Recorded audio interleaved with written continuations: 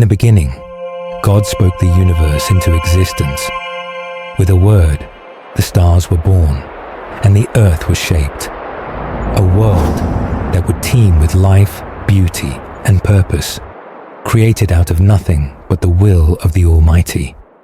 But beneath the surface of this great creation, there was something more, something hidden in the depths of time and space. Genesis 1:1 tells us that in the beginning, God created the heavens and the earth.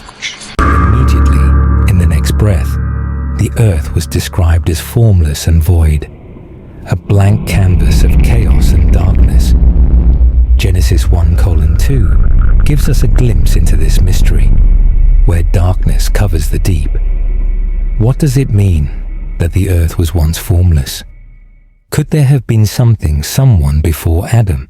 Long before Adam walked on this earth, a being of unimaginable beauty and wisdom existed in the heavens. His name was Lucifer. Created by God, he was perfect in every way. He shone with splendor, a brilliant reflection of God's glory. But as perfect as he was, something stirred within him. Pride, a desire to be exalted, to ascend above the stars of God, to sit on the throne of the Most High. Isaiah 14:12-15 paints the picture. Lucifer, the morning star, set his heart on being like God. He said, "I will ascend to the heavens. I will raise my throne above the stars of God." But pride, in its deepest form, led to his fall. Lucifer was cast down from heaven, his beauty shattered, his purpose lost. But Lucifer's fall wasn't just a personal tragedy. It had cosmic consequences. The very earth that would one day bear the image of God's most cherished creation, humanity, was plunged into ruin. Could it be that the darkness and chaos described in Genesis 1:2 are the aftermath of this rebellion? A world once under the dominion of Lucifer, now abandoned in turmoil and disorder. Imagine the earth as it was left behind, a world lost in a deep silence. This wasn't the perfect, beautiful world God had spoken into existence.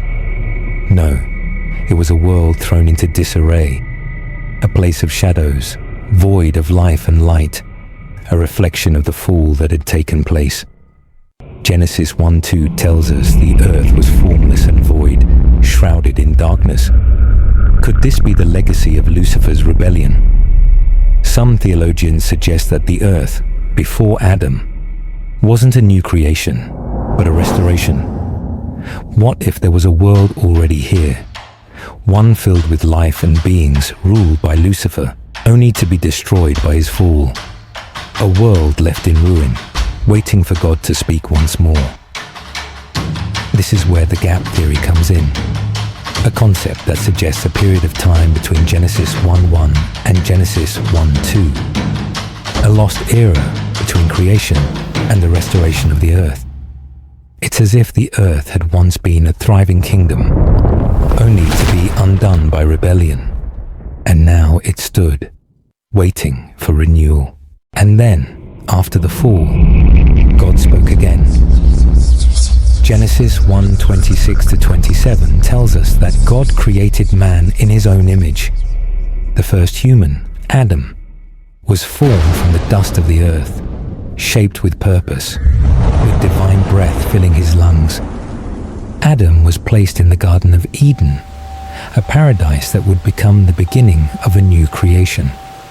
Genesis 2:7 tells us that God breathed into Adam's nostrils, and he became a living soul.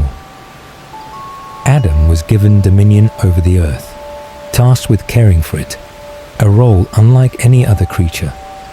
He was created not just as a man, but as a steward of God's creation. He was the first human born into a world that had once been ruled by another. And now, as God's image bearer, he was called to care for the earth and bring life to it. But even in this paradise, Adam was not alone in the challenge of maintaining order. The forces of darkness, still lingering from Lucifer's fall, would one day test humanity. The challenge of evil wasn't just in the garden. It was in the world that had once been ruined, now restored, but still under the influence of the shadows. Before Adam, the earth wasn't just an empty world. It had a history. It had been home to beings, creatures, and rulers. Some suggest that the Book of Enoch, an ancient text, offers a glimpse into this history.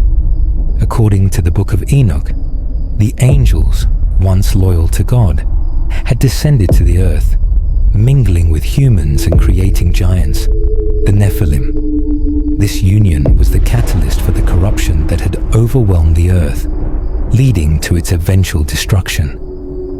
This perspective ties into the gap theory, suggesting that the earth was once filled with life, only to be ruined by rebellion. The world that existed before Adam wasn't the world we know now. It was a world of darkness and destruction, a place once ruled by Lucifer, who after his fall left the earth in ruin. And when Adam was created, it was as if God was beginning again, speaking life into what had been lost. After the chaos, God began his work of restoration. The first thing he spoke into the void was light. Genesis 1:3 says, "And God said, 'Let there be light.' And there was light." God began the process of turning the earth back from darkness, ordering the chaos, and making something beautiful once again. This wasn't just a physical act of creation. It was a spiritual act of restoration. God wasn't just making a new world. He was bringing order back to what had been broken, renewing what had been lost. The earth that had been desolate and void began to reflect the Creator's glory once more. Even now, when we look at the earth, it is still a reflection of that original story of fall and restoration. The deep, the chaos, the darkness, it still exists in our world. We face battles with fear, pain, and suffering, much like the earth faced after Lucifer's rebellion. Yet, God continues to work his restoration in our lives. Just as Adam was created to bring order and life to a broken world, we too are called to take part in this divine restoration. And the story doesn't end with Adam. God's work of restoration continued through Christ, the second Adam, who will one day fully restore all things, both the earth and humanity. Even now, God is bringing life into the dark places of our lives, speaking into our chaos and renewing us. One day, the earth will be fully restored, just as God promised. The darkness of the deep will not last forever.